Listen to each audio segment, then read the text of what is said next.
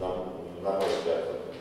Первое, то, что существует в практике, это такие простейшие советы экспертных по рекламе. Простейшие – это либо когда, вот особенно сейчас, в конце года, вдруг во многих регионах стали проходить очень быстро и оперативно конкурсы социальной рекламы.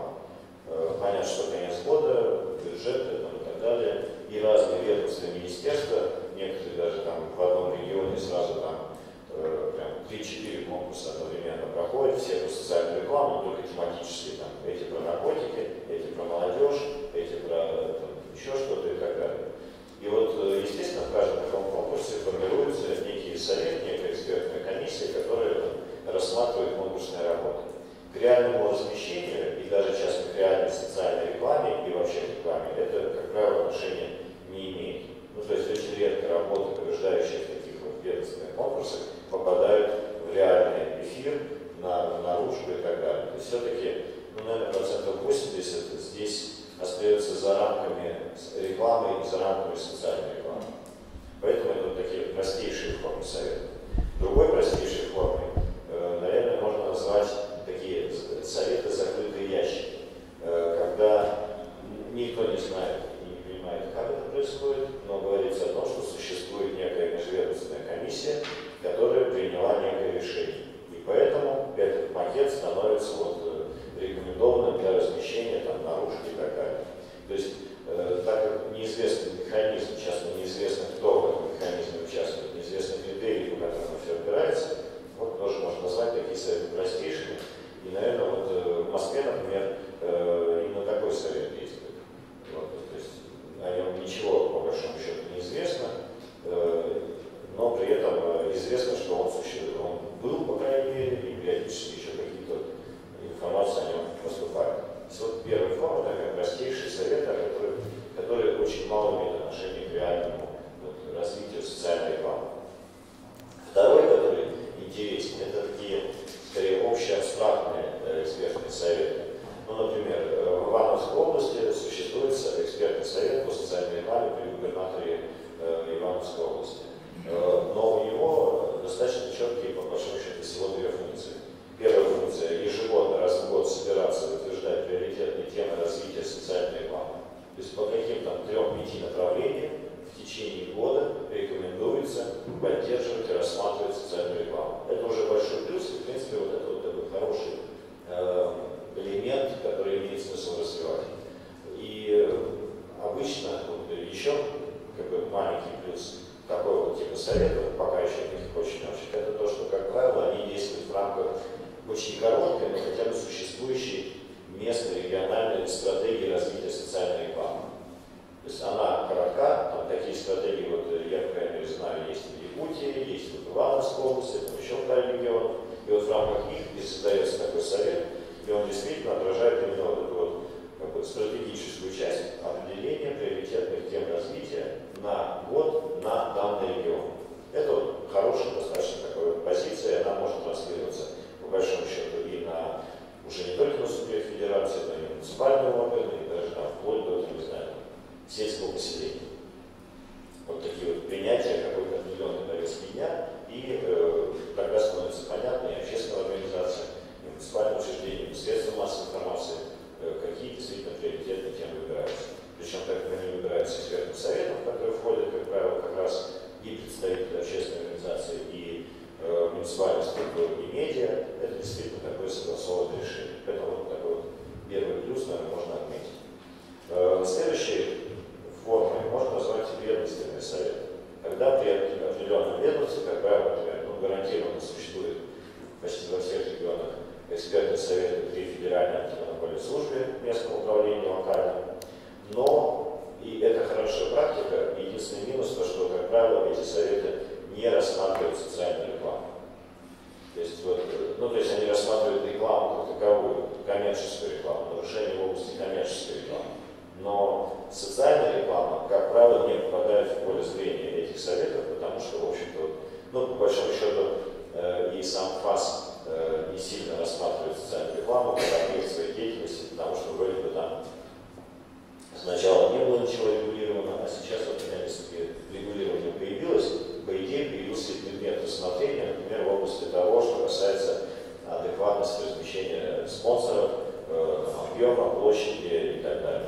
То есть вот сейчас, может быть, как раз это становится новым вызовом и перед федеральной антимонопольной службой начинать рассматривать вопросы, связанные с социальной рекламой, потому что они стали более конкретны в рамках закона, который, собственно, контролирует вас. Поэтому вот такой вот ведомственные советы, которые существуют везде, и, возможно, у них как раз такой вот новый вызов наступает.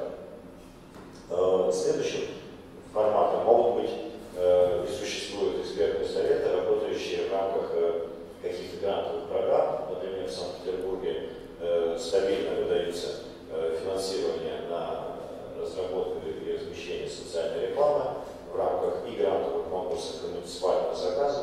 И вот, соответственно, при подобных конкурсах также создаются некие комиссии. В них часто попадают не только чиновники, но и представители общественных организаций, и представители медиа. И такой вот пятый, получается, форма, высшей на данный момент форма проявления таких вот советов, можно назвать совет, который действует, по крайней мере, действовал до последнего времени в Нижнем Новгороде. Это публичный, открытый совет, в который входит порядка там, нескольких десятков человек.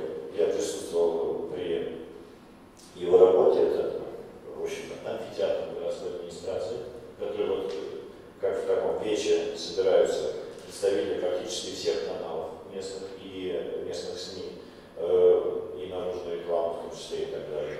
Представители всех порядка 20 лидирующих общественных организаций и представители всех как раз ведомств, которые как-либо могут быть связаны или вовлечены вот в работу в области социальной рекламы. И в рамках вот такого большого совета проводится обсуждение и презентация социальных проектов и социальной рекламы к этим проектам. И вот это вот достаточно такая вот очень адекватная, логичная схема, которая вот реализуется, по крайней мере, в Нижнем городе. В Нижнем Новгороде она реализовывалась достаточно так четко, планомерно в течение нескольких лет. Соответственно, вот, наверное, это наиболее проявленный на данный момент опыт организации советов, в которых есть принцип как бы такой вот триангуляции, да, когда вот с трех разных точек зрения можно смотреть на любой проект. С другой стороны, социальная реклама является инструментом решения проблемы в рамках конкретного проекта, то есть она встроена в какую-то деятельность понятного количества и понятных вообще организаций, а не просто является неким каким-то таким вот случайным, спорадическим явлением. Кроме этого, это публичная вещь, то есть можно даже, в общем, записаться, прийти и посмотреть на то, как это происходит. С четвертой стороны, это, как правило, конкурсная процедура, опять же, открытого конкурса, и может любая инициативная организация общественная принять участие в этом и увидеть, как даже идет обсуждение, и пройти защиту и так далее, и так далее. То есть вот, наверное, если так со всех разных точек зрения посмотреть, то ключевыми являются вот эти вещи, которые довольно успешно реализованы были в Нижнем. Плюс то, что местами проявляется в области таких вот определения стратегии на год, построение повестки дня в связи с социальной рекламой на год на данный регион. И, соответственно, все это может быть включено в какие-то уже вот такие общие стратегии развития территории.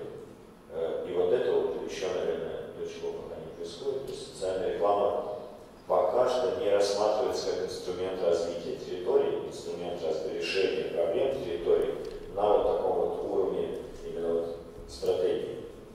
Но при этом, наверное, тоже такой подсказкой является то, что вот в текущем на данный момент проходящем конкурсе на экономразвитие для субъектов федерации и для общественных организаций два конкурса, я понимаю, сейчас идет или уже заканчивается сейчас прием. Вот там один из критериев еще не заканчивается, но и немного еще, и немного осталось. Хорошо. Вот один из критериев, и это очень показательно, что Министерство экономического развития при принятии решения о том, какие субъекты федерации получат федеральное финансирование, один из критериев как раз определен как, собственно, показатели деятельности субъектов федерации в области информационной поддержки инициатив общественных и развития социальной рекламы. Это отдельный критерий, по которому теперь может быть приниматься решение в области федерального финансирования. Вот это вот очень интересный показатель, и это означает,